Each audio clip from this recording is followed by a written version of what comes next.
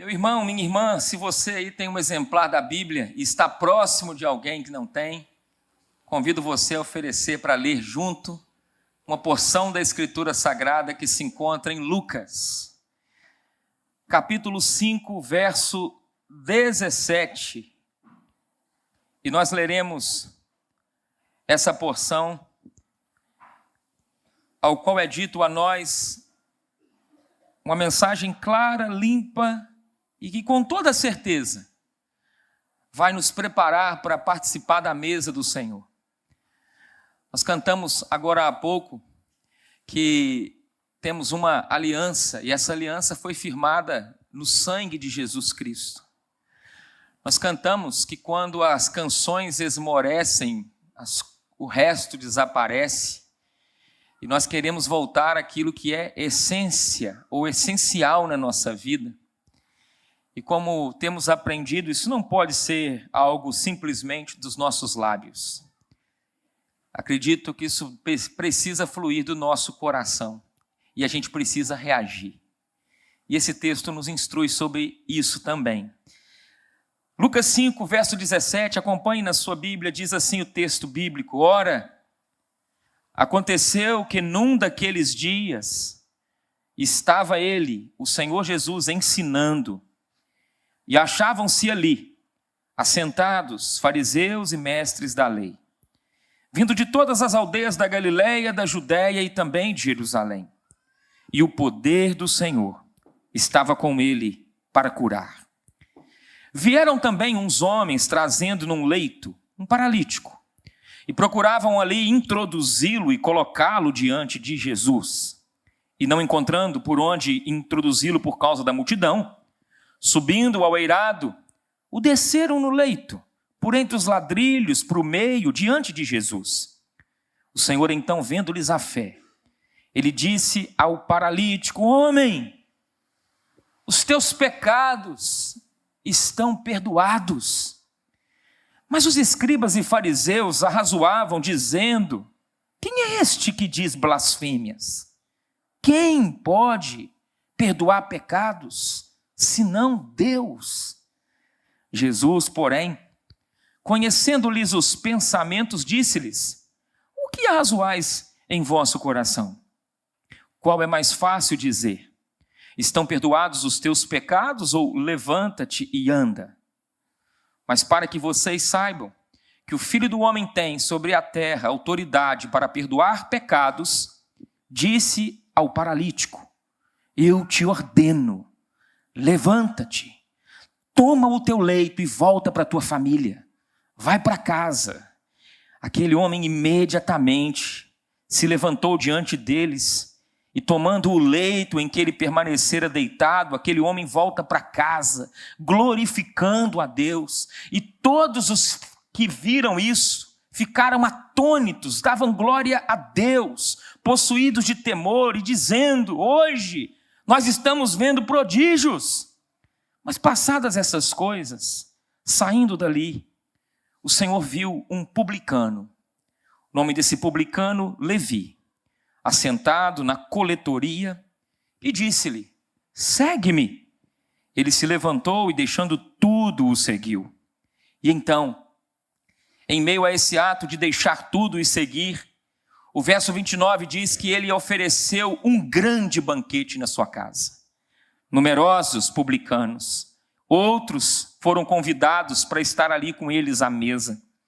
Os fariseus e os seus escribas murmuravam contra agora, não murmurando contra Jesus, mas contra os discípulos de Jesus, perguntando: Por que comeis e bebeis com pecadores e publicanos? O Senhor Jesus ouviu isso e respondeu que os sãos, eles não precisam de médico, mas sim os doentes. E ele não veio, diz a palavra no verso 32, eu não vim chamar justos, mas sim pecadores ao arrependimento. Deus bendito, essa é a tua santa e inerrante palavra. E estamos aqui na casa que chama pelo seu nome nessa noite, como teu povo, como teu rebanho, como tua igreja. Adentramos muitas vezes esse santuário, nos parecendo mais com Marta do que com Maria, Senhor. Agitados, de um lado para o outro, coração às vezes batendo diferente, mas a verdade é que o nosso anseio é ter um coração como Maria, naquele episódio onde ela se encontra aos teus pés. E o Senhor é o mestre entre nós, Pai. O Senhor é aquele que, no Salmo 119, o Senhor é aquele que é a excelência dessa palavra. O Senhor é aquele que a palavra aponta. O Senhor é aquele que tem mudado a nossa sorte pela influência do Teu Espírito. E agora, nos minutos que vamos compartilhar essas prescrições da Sua palavra, que cada homem e mulher aqui presente possa receber da Sua parte graça e a concentração necessária para não distrair com nada, Senhor, e que sejamos fortalecidos no homem interior, de acordo com a Tua boa vontade, em nome de Jesus. Amém. Queridos irmãos, o que você tem visto é o tema que eu gostaria de compartilhar nessa noite de Santa Ceia.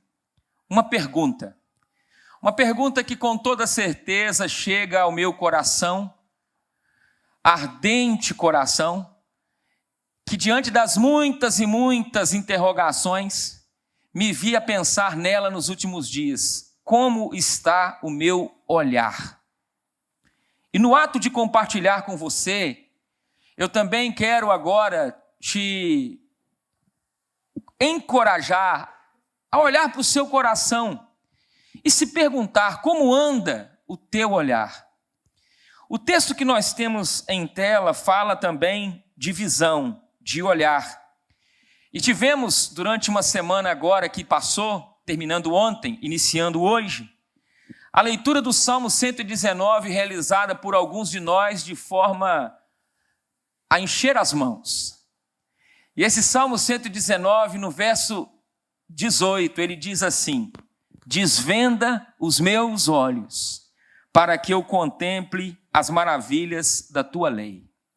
Há uma versão de um canadense, Eugene Peterson, que diz: abre os meus olhos para que eu possa ver o que me mostrares das coisas maravilhosas que tu tens feito. Abre os meus olhos. E me vi então lendo este capítulo, mas uma história também me chegou paralelo a ela, que passo a relatar a vocês. É a história de algo curioso para os amantes dentro deste contexto hoje de igreja de futebol. Creio que eu estou diante de alguns homens que gostam de futebol. E você, eu quero te perguntar, já ouviu falar do futebol de 5?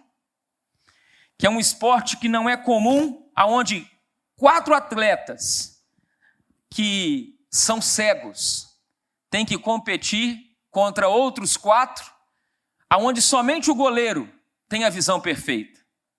E li a entrevista de um jovem chamado Henrique. Henrique, no interior do estado de São Paulo, com 12 até 15 anos, jogando no time do São Bernardo.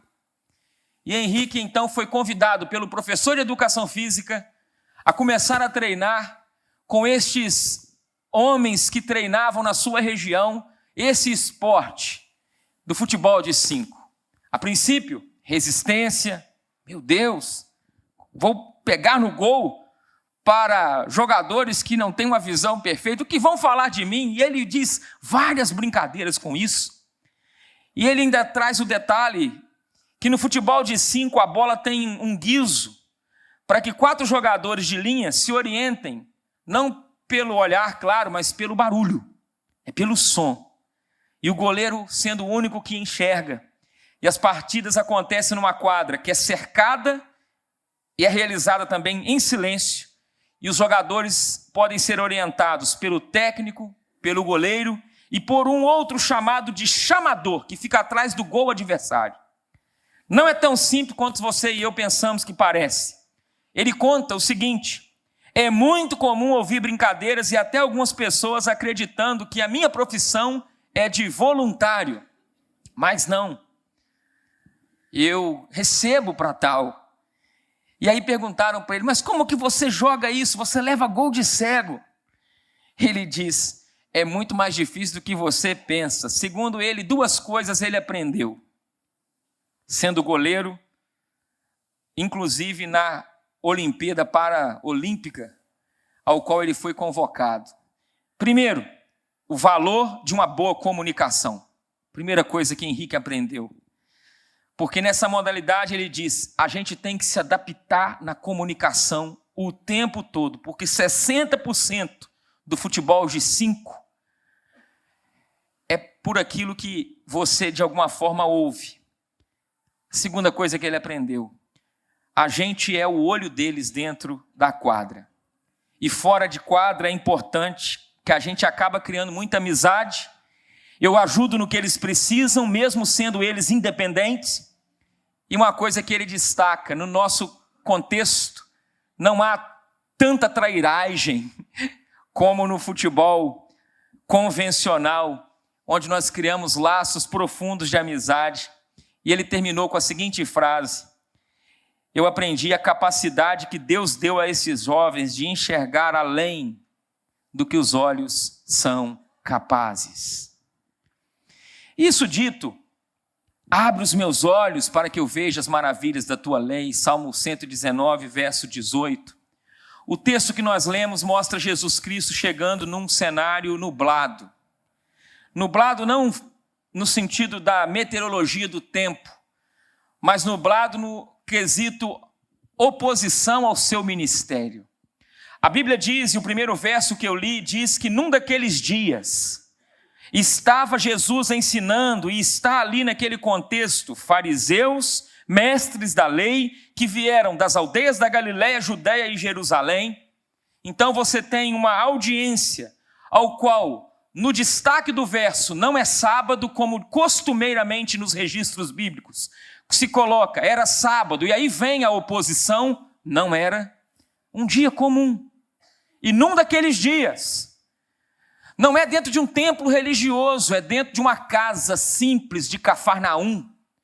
E Jesus está ali naquela casa simples, uma multidão se avoluma à porta, e Jesus está proclamando a sua mensagem do reino, o seu senhorio, o Senhor ao qual lá em Lucas capítulo 4, iniciando o seu ministério, disse, cumprindo Isaías 61, que o poder de Deus estava sobre ele, o Espírito do Senhor Deus está sobre mim, pelo qual ele me ungiu para proclamar libertação aos cativos, apregoar o ano aceitável do Senhor. E no transcorrer desses 3 anos, Jesus agora está mais uma vez proclamando esse ano aceitável, está ali como instrumento de um homem que tem a libertação nos seus lábios, está a figura do próprio Deus naquela casa, fazendo daquela simples casa o lugar mais importante do universo.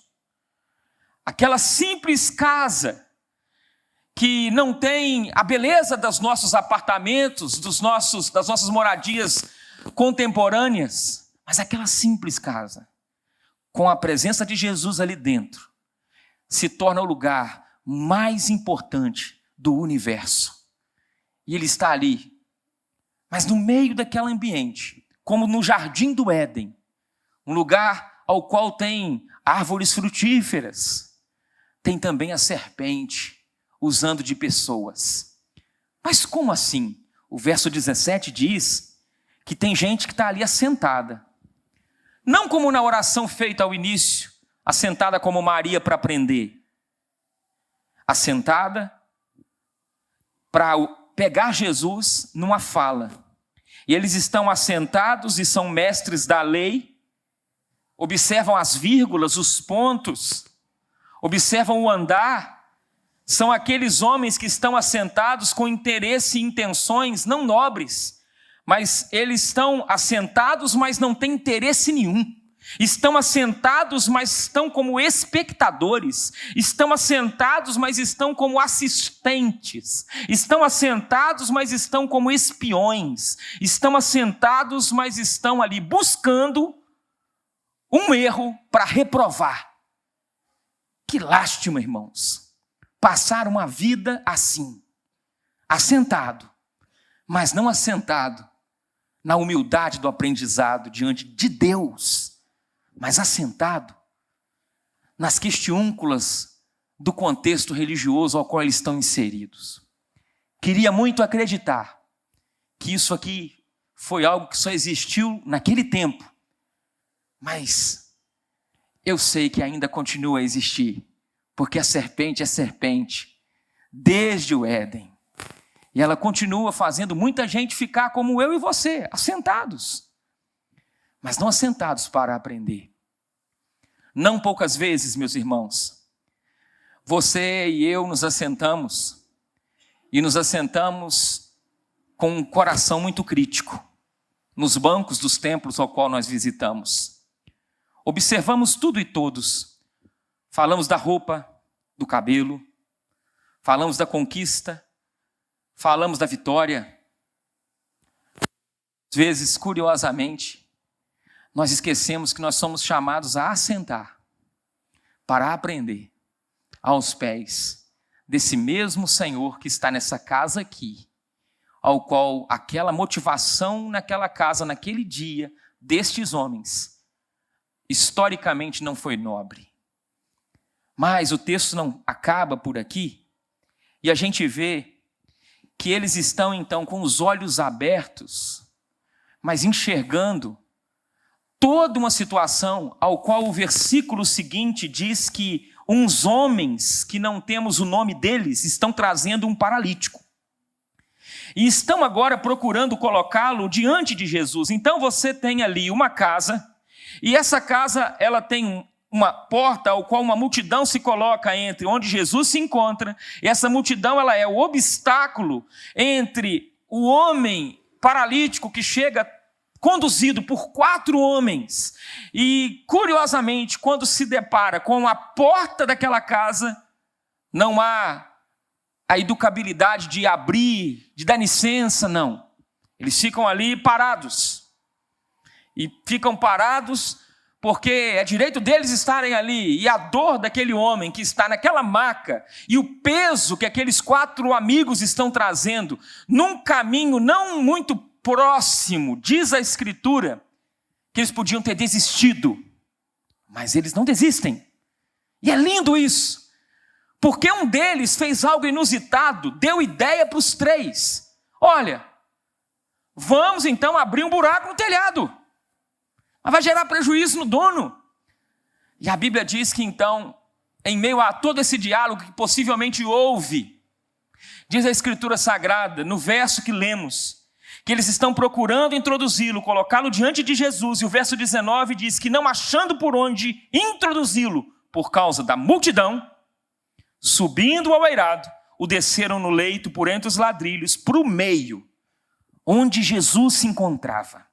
Imagina a cena. Um buraco no telhado, um homem sendo colocado ao meio, todos ali dentro da casa olhando para aquela situação, e aqueles homens que estavam na porta não se arredaram, e aí você observa que o texto diz que Jesus viu a fé destes 4, vendo-lhes a fé. O olhar de Jesus viu aquilo que aqueles homens não viam. O olhar de Jesus viu aquilo que a multidão não conseguia enxergar. O olhar de Jesus viu a fé como uma semente plantada no coração daqueles 4 homens que não somente tinham fé, mas tinham reação diante daquilo que eles criam. E então Jesus, ao ver isso, ele disse ao paralítico: homem, os teus pecados estão perdoados. A reação dos escribas e fariseus é dizer que Jesus, o Deus encarnado, está blasfemando. Quem é este que pode dizer e está aqui dizendo a nós blasfêmias? Só há um que pode perdoar pecados, é Deus. Então você tem um quadro onde eles não enxergam em Cristo a figura de Deus. E curiosamente, mesmo a fama de Jesus correndo por toda aquela região, por todo aquele contexto, nos faz um alerta linkando o que o Salmo 119, verso 18 diz, desvenda os meus olhos para que eu veja as maravilhas da tua lei. E essa oração se faz hoje, meu irmão, viva no meu coração e no teu. Desvenda também, Senhor, os meus olhos, para que eu veja aquilo que outros não estão conseguindo enxergar. Ver aquilo que é as maravilhas da tua bondade, a maravilha da tua criação, para que eu possa ver de forma muito clara o agir do Senhor em meio àquilo que a grande maioria não consegue enxergar, discernir. É isso que esse salmista lá no Salmo 119 roga. E que você vê que Jesus olha para aquele contexto, mas os escribas e fariseus estão dizendo no seu coração, falando um com o outro, quem pode perdoar pecados, senão um, que é Deus. Agora, essa realidade desses fariseus, escribas, desses mestres da lei, ao se parecer conosco, com o nosso coração, tem um grande desafio. Por quê? Porque a minha oração é que Deus nos ajude a, quando voltar à essência, e a essência é Cristo, que Deus nos ajude a não fazer parte da multidão e dos críticos infrutíferos do nosso tempo. Porque, meu irmão, a maioria ao qual o texto está nos mostrando é estes que estão se colocando no caminho entre o que sofre e Cristo. Agora, isso fica muito vago de se pensar, e eu gostaria então também de mostrar a você que a cegueira deles impediu a eles de ver Deus em Cristo. E quantas vezes a nossa cegueira nos impede de enxergar algumas coisas? Por exemplo, às vezes a nossa cegueira impede de ver um pai num alcoólatra.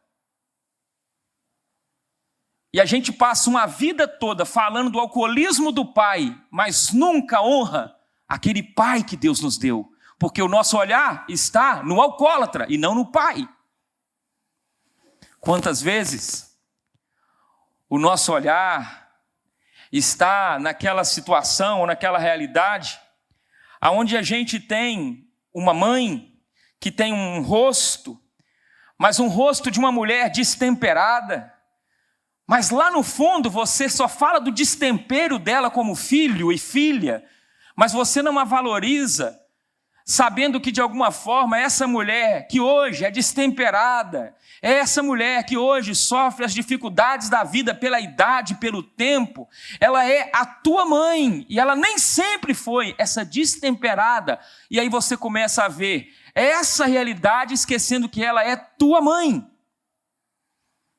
Quantas meninas, jovens, adolescentes, que curiosamente o pai e a mãe ao olhar para eles, só vê a rebeldia, a desobediência, o erro, o equívoco, só vê as dificuldades, mas não consegue ver por trás daquela rebeldia um filho e uma filha. E uma coisa é quando você está diante de pregadores que querem falar das suas virtudes. Como pregador, muitas vezes eu olho para o meu passado e vejo a graça de Deus em mim. E confesso aos irmãos, quantas vezes meus pais não me viram como filho e viram dentro desse filho um rebelde na adolescência. Quantas vezes o ciúme exacerbado desse que vos fala, de alguma forma foi um empecilho para o relacionamento em meio a todas as crises na minha adolescência, com um problema grave de saúde, e que eu olho a mão de Deus adentrando a minha história, me convertendo, me mudando, lá na adolescência. Ai de mim se não fosse Deus, para que no momento oportuno os meus pais pudessem ver naquele menino hoje uma pessoa de Deus. Mas a gente inverte muitas coisas, por causa dos nossos olhares. O texto está nos mostrando homens que enxergam muito bem, mas eles não enxergam Deus em Cristo. E tudo aquilo, meu irmão, no Evangelho, que você de alguma forma não vê, até mesmo na Bíblia, né? Cristo, é passível de nosso coração nos enganar. Mas não acabou o texto assim. O episódio acabou, Jesus, primeiramente, não curando o físico daquele homem. Jesus entende que o problema daquele homem não está no físico. O problema daquele homem estava com relação a pecado. Porque o físico podia separar aquele homem de alguns amigos, de chegar mais rápido. Podia separar aquele homem de algumas alegrias, fisicamente, sempre dependendo de alguém. Mas o pecado podia separar ele da eternidade em Cristo, em Deus e no reino de Deus. O pecado era algo mais grave do que a paralisia. E quando você lê o versículo 26, leia novamente comigo, Lucas 5, verso 26, diz o seguinte: todos ficaram atônicos, davam glória a Deus e, possuídos de temor, diziam: hoje vimos prodígios. Qual é o destaque deste hoje nós vimos prodígios, desse cenário que nós acabamos de ler? É a cura física. Mas a minha proposta ao ler esse texto com você nessa noite é observar, meu irmão, que estes que estão atônicos, dando glórias a Deus, felizes, celebrando, esses que estão possuídos de temor, dizendo: hoje nós vimos prodígios, são os mesmos que dentro de algum tempo vão pedir a crucificação do Cristo. São os mesmos, porque eles não viram também a figura do Pai. Eu e o Pai somos um, a figura de Deus em Cristo. Eles viram o milagre, a cura física. E me arrisco a dizer que muitas vezes nós também lemos a Bíblia assim. A gente olha o episódio como esse e a gente fica impressionado com o extraordinário, mas a gente não se alegra com o perdão do pecador. Com isso que está nos separando, às vezes, de uma vida mais alegre em Cristo, de uma vida mais dinâmica, de um poder que nos compreende dentro de nós, no homem interior, a realidade daquilo que Paulo diz, a compreensão da altura, do comprimento, da largura, compreender com todos os santos a profundidade do amor de Cristo em nós e por nós. De maneira que a igreja, você igreja, nós igreja, somos a resposta para esse mundo que é mais parecido com estes fariseus assentados e julgando do que parecidos propriamente com aquilo que Jesus disse que o seu corpo deveria ser, a encarnação coletivamente da bondade dele revelada nos evangelhos. Mas o texto, ao continuar, nós vemos um homem chamado Levi, fora da casa. Levi, quem é Levi, pastor? Levi é esse homem que chega naquele ambiente, não tem a mesma atitude da multidão, não assistiu cura, não viu milagre, não viu o homem indo para casa com maca, não viu nada disso. Mas o verso 27 diz que, passadas essas coisas, o Senhor Jesus saiu e viu um publicano. O que é publicano, pastor? Publicano era aquela figura curiosa que trabalhava arrecadando impostos e que cobrava, em meio a esses impostos, aquilo que seria um pedágio. Um contexto opressor de Roma, e este Levi era esse homem que era do povo, mas era representante também de Roma e que cobrava, dentro dessa arrecadação, juros exorbitantes dos seus compatriotas. Então ele não era bem visto pela sociedade de Cafarnaum e a sua região. Esse é Levi. E aí a Escritura diz que Jesus viu um publicano. O nome é Levi, assentado ali na coletoria. E chega ali dizendo para esse homem: vamos caminhar junto, me segue. E a Bíblia diz que aquele homem se levantou, deixando tudo, o seguiu. Curiosamente, irmãos, que pelos critérios da religião judaica, Levi jamais seria chamado para ser um discípulo, concorda? Jamais. Mas quem é Levi? Levi é Mateus.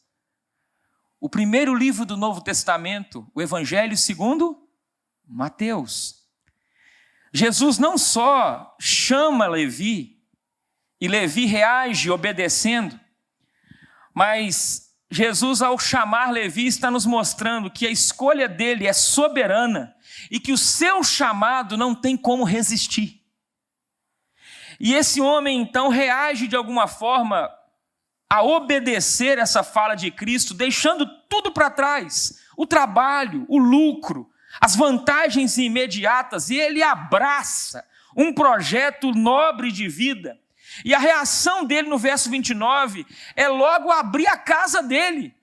Ele quer seguir Jesus, mas em meio a isso, ele entende que o coração foi aberto, a mente foi aberta, a casa foi aberta. E ele quer então convidar os outros que estavam na situação igual a dele, a participar da mesa e trazer Jesus para a mesa. Louvado seja o Senhor. E aí a Bíblia diz para nós que em meio a isso tudo, você tinha um contexto de pessoas que não viam Deus em Jesus, e você tem um homem que a sociedade não tem como um homem bom, que a sociedade o repele, o rejeita, mas a Escritura está nos dizendo que Jesus viu a ele, Jesus o chamou, e esse homem ouviu esse segue-me de Jesus, esse homem se levanta, e esse homem deixa tudo e segue a Cristo, como muitos de nós, ou quem sabe, alguns nessa noite, precisam fazer. Porque eu quero lhe dizer que o Senhor tem batido na porta de muitos de nós, e de muitas maneiras, mas alguns pensam e teimam na sua ignorância que podem resistir. Mas esse servo de Deus quer te lembrar, apoiado na Escritura e na influência do Espírito Santo, o chamado de Deus, igreja amada, é irresistível. Quando o Espírito Santo chama um homem, quando a voz de Deus vai adentrando esse coração, com toda certeza, meu irmão, só há um caminho: a rendição.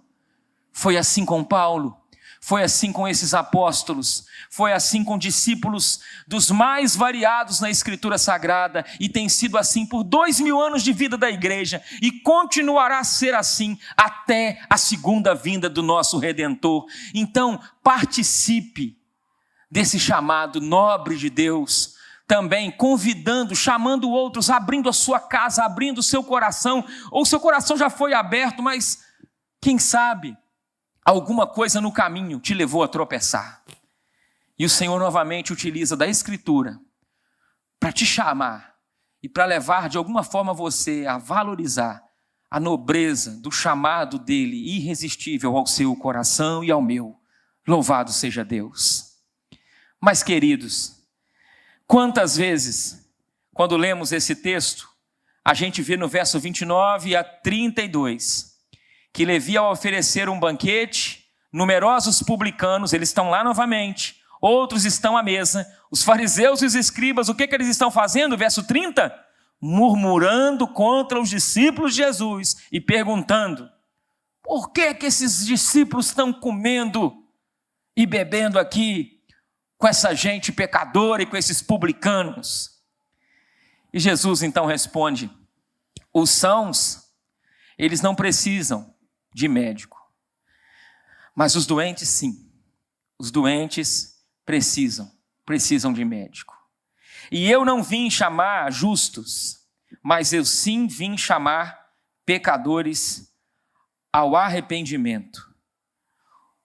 Na casa de Levi, novamente, os fariseus estavam num banquete ao lado do Emanuel, na mesma mesa.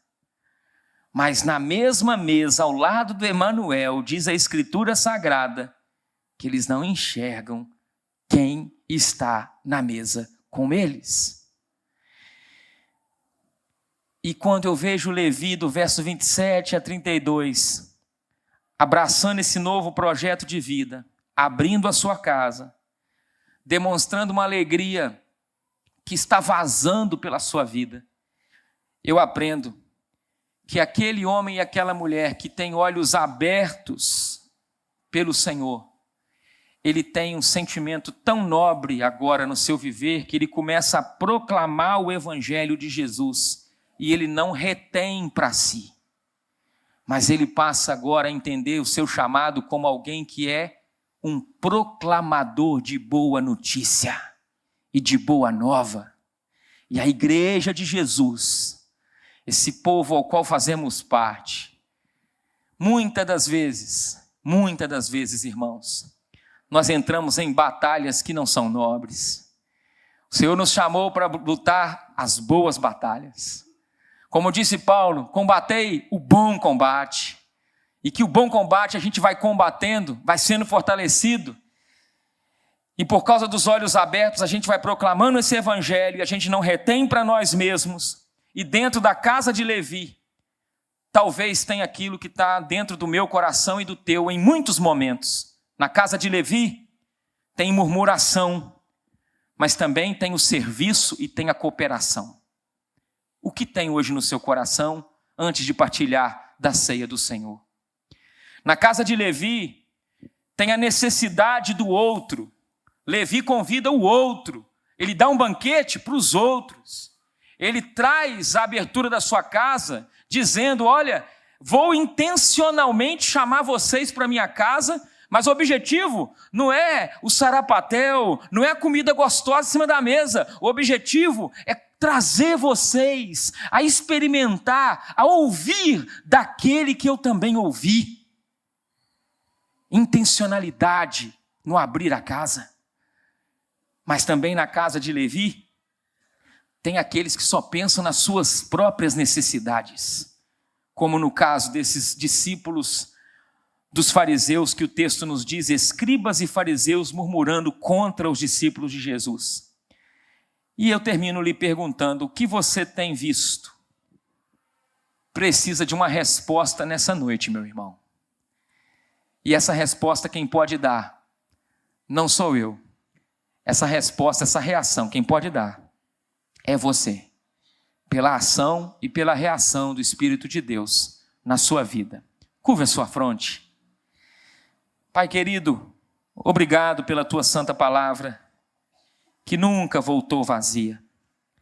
Nunca deixou um coração, Pai, cujo Senhor abre sem os devidos frutos.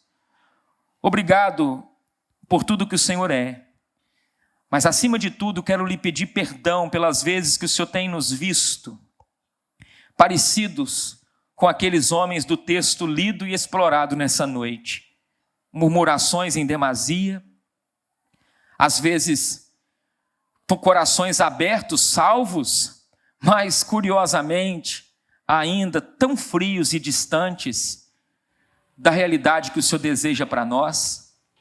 Quantas vezes não temos orado para que o Senhor abra os nossos olhos para ver as maravilhas da tua lei e nos apegamos aos nossos olhos abertos para ver tanta coisa, defeito alheio, defeito dos irmãos, a poeira do banco, tanta coisa, Senhor.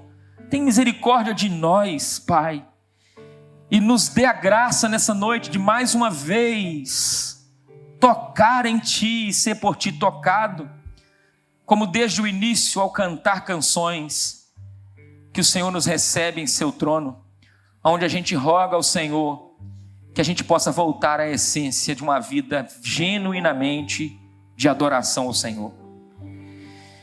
Eu quero te pedir, Senhor, que assim como a casa de Levi e aquela casa em Cafarnaum, onde o Senhor Jesus esteve presente, numa delas o Senhor perdoou pecados, o Senhor curou a paralisia de um homem, o Senhor viu a fé de 4 homens, na outra o Senhor encorajou os discípulos que estavam sendo oprimidos pelos fariseus, e o Senhor encorajou a eles, dizendo que os sãos não precisam de médico, mas os doentes sim. E o Senhor veio buscar, não é os justos, mas é esses homens que foram adoecidos pela doença do pecado.